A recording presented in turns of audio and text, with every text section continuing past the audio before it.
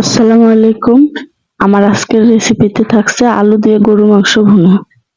চলুন বেশি কথা না বলে রান্নাটা করা যাক।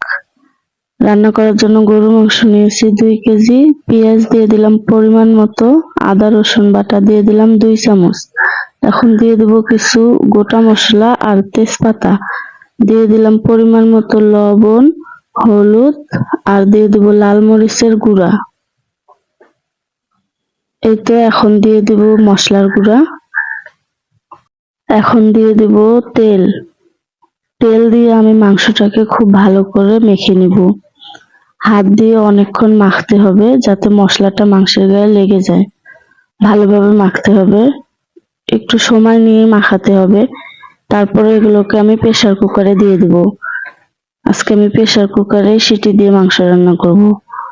সবগুলো প্রেসার কুকারে দিয়ে এখন আমি মশলা ধোয়া পানিটা দিয়ে দিলাম। এখন ঢাকনা দিয়ে ঢেকে চুলায় বসিয়ে দিব। 4-5টা সিটি দিয়ে নিয়ে এখন আমি কড়াইতে ঢেলে নিয়েছি। এই তো এখন দিয়ে দিব আলু। আলুটা দিয়ে আরো কিছুক্ষণ রান্না করতে হবে। ভালোভাবে মাংসটা কষিয়ে নিতে হবে।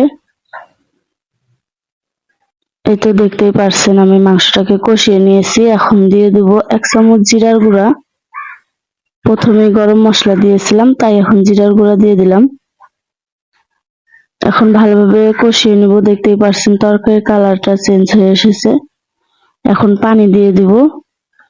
ঝোলের জন্য পানি দিয়ে দিলাম। আমি তরকারিতে যতটুকু পরিমাণ ঝোল রাখবো সেই অনুযায়ী পানি দিয়ে দিয়েছি।